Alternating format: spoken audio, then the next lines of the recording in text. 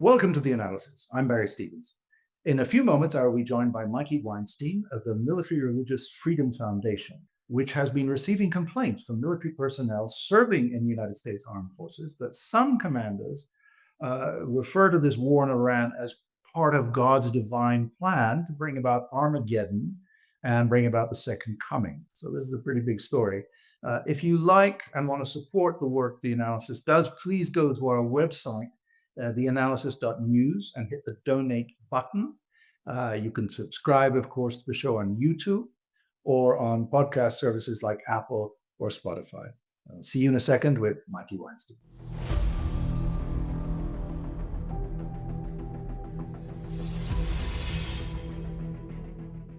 Joining me now is Mikey Weinstein. He is the founder of the Military Religious Freedom Foundation, which is a nonprofit organization in the US dedicated to the constitutional right of religious freedom in the United States Armed Forces. He also formerly served as an officer in the US Air Force. He's a lawyer and served as White House counsel to the Reagan administration for 3 years, as the author of many books, including With God on Our Side, One Man's War Against an Evangelical Coup in America's Military. And as I was saying in the introduction, you've been getting a lot of complaints about military commanders telling their personnel that this war is part of God's divine plan. Can you tell me about these complaints? First of all, we've been around for in our 21st year as a civil rights advocacy organization. We have one mission, which is to protect the wall separating church and state and the technologically most lethal organization ever created by humankind, which is our U.S. military. We represent a little more than 100,000, actually a lot more than 100,000 members of the military now. About 95% are actually Christians themselves that are being terrorized by their chain of command for not being Christian enough. And so after we were all woke up on Saturday with this surprise attack on Iran, although there'd been a lot of jingoistic saber rattling about this, a number of hours later, we started getting calls, as we often do, from military members because we provide them AARP, and not the one you're thinking about, Barry, but anonymity, action, results, and protection, particularly anonymity. They feel comfortable coming here. They know their identities will never be revealed. And they were telling us that people in their chains of command were giddy or euphoric, gleeful about this news because it buttressed their understanding of the Book of Revelation, which includes the Christian eschatological aspect of the end times and the Battle of Armageddon, and that this was showing that it's all the pieces are coming together.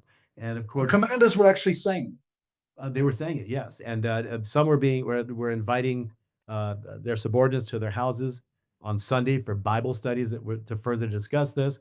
Now, this wasn't across all the military, but initially we got over the period of about 2 days, about 110 complaints from 30 different installations. We don't know if it came top down from Hegseth or not, but just like when people watch the Super Bowl or the halftime show with Bad Bunny, everybody talks about it. Well, this was shocking news. We're suddenly at war. We attacked unprovoked, we attacked Iran, a country that had been intimidating as much as Mickey Mouse was doing, and we had no congressional approval for it. But in any event, this was something that was considered to be pretty shocking. Certainly as I'm trying to justify um, uh, our War Department following some version of this extremely conservative but very prevalent in MAGA Christian nationalist perspective. So we got about 110 for the first couple of days, and then we broke the story with one particular reporter, Jonathan Larson, and it went viral. And then we got another 100 more or so in from 20 different other locations. We're not going to give the exact numbers out because we don't want to provide any further help to the Pentagon. And remember, our clients noted three things in particular. Well, the first is that our Secretary of War, Pete Hegseth, does something beyond repugnant, repellent, and unconstitutional. Um, every month, he has a Jesus praise service in the Pentagon, in the largest auditorium in the Pentagon, Barry, held during the duty day with people in uniform there, espousing this exact Christian nationalist rhetoric, which Christian nationalism does not like the Constitution, and it wants to change our country into, if you've read Margaret Atwood's The Handmaid's Tale or seen the Hulu series Gilead, it's a fictional Christian. We actually had the showrunners of that show years ago reach out to us for input. They were first thanking us for fighting with this dystopian future that they show on their show, and we gave them some input about from the military. And so Hegseth is a guy who actually has, if I recall, a reference to the Matthew 10:34, where he says, "I do not." Jesus says, "I do not come to you in peace, but with a sword." So also, yes, on his right bicep, it says, "Deus Vult," which means God wills it, which is that's a motto of, the Crusades, which went from the 11th century through the 13th century. It's the exact wrong thing to be doing, to be providing such a profound, propaganda bonanza to ISIS, Al-Qaeda, the Taliban. We're at war now with, Iran. It's the worst possible thing, but Hegseth does these Christian prayer services during the duty day. And he's done 10 of them. And the last one was on February 17th, right? Not even a month ago, where he brought in his personal pastor, Doug Wilson, who's well known for saying that women should not have the right to vote. They should be consigned to raising children, getting pregnant, raising children, buying food, cleaning up after food, serving meals, etc. He believes that slavery in America was biblically justified. And he points out that many slave owners actually were nice to their slaves, the way they were nice to their living room furniture.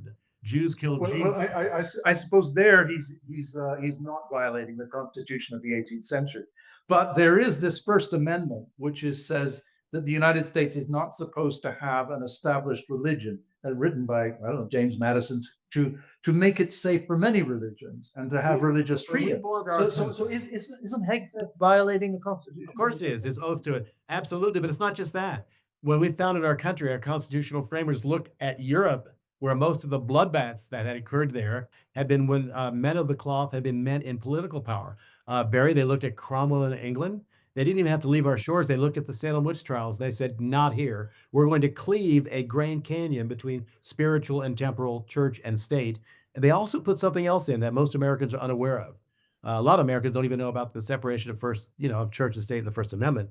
But Clause 3, Article 6, Barry, says we will never have a religious test for any position in the federal government. They tell you when you're a Marine, sailor, soldier, airman, or guardian, that's what they're called in the Space Force, you're in the federal government.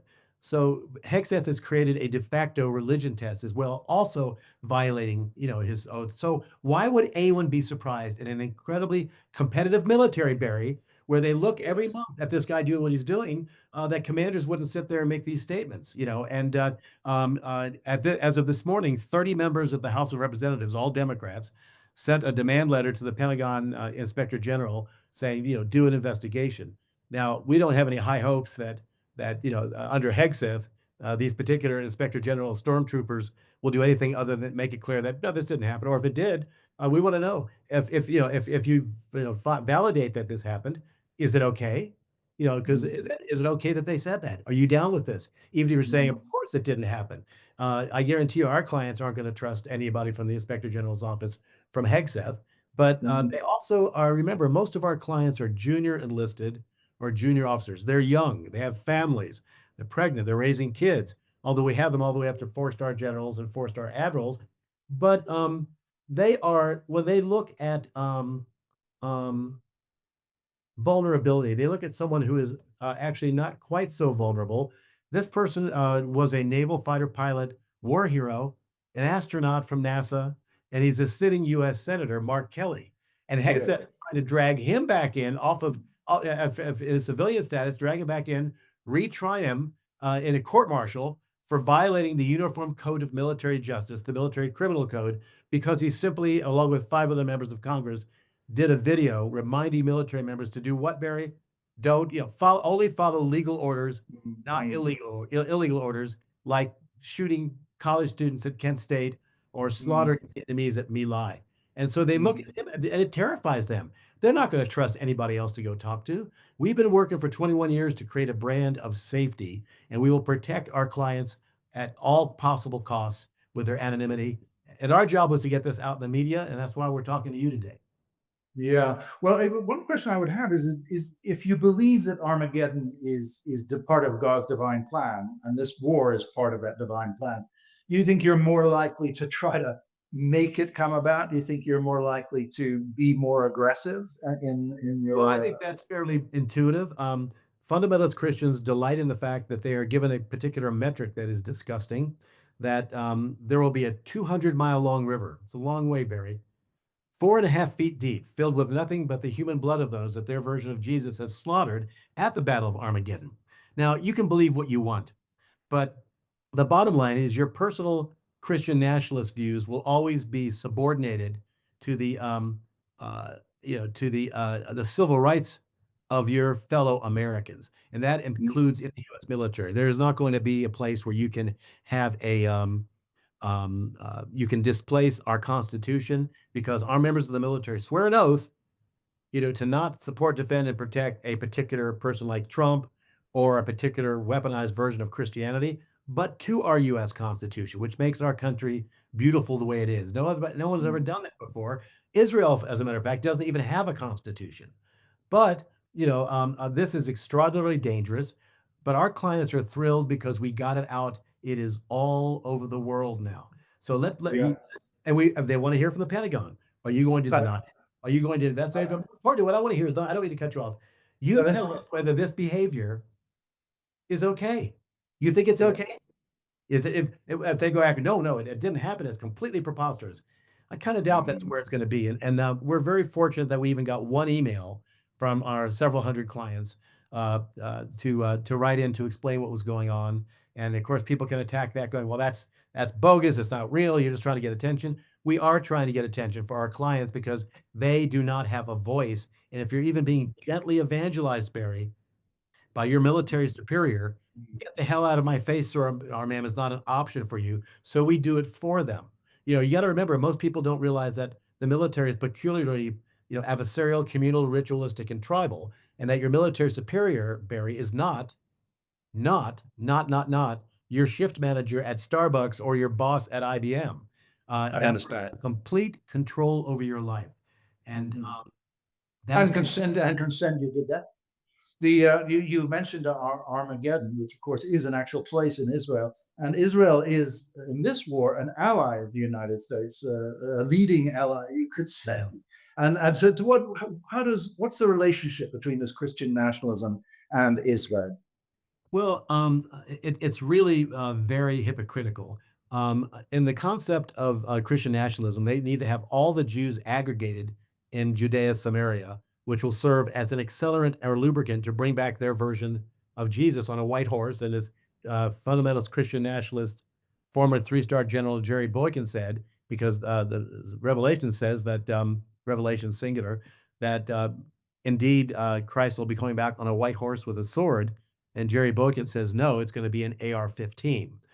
So it's they need to have all the Jews in one place. So from my perspective, it's very much like if the night before the first Thanksgiving, you say you love the turkey so much, but you end up killing the turkey and eating the turkey. So it's not as if they love Jews. They need to have all the Jews geographically, Jewish hegemony in the Middle East, and that triggers where things are. But the concept of thinking that we need to do this, start this war to help Jesus come back, because he can't do it on his own. There is a time, place, and manner to express your religious faith. And Barry, let me ask you a question. You look like somebody who owns a vehicle. Do you have a car? I don't right now, but I have. All right. Do you have a driver's license? Yes. Does that mean with your driver's license that you can drive a car whenever you pretty much want to? Not when I'm drunk. That's the answer. If you're drunk, stoned, or on medication or too tired, you may not drive your car. It's time, place, and manner. If you want to proselytize a particular, weaponized version of any faith, but particularly in this case, Christian nationalism, that's fine, but there's a time, place, and manner to do it. Let me tell you something, Barry.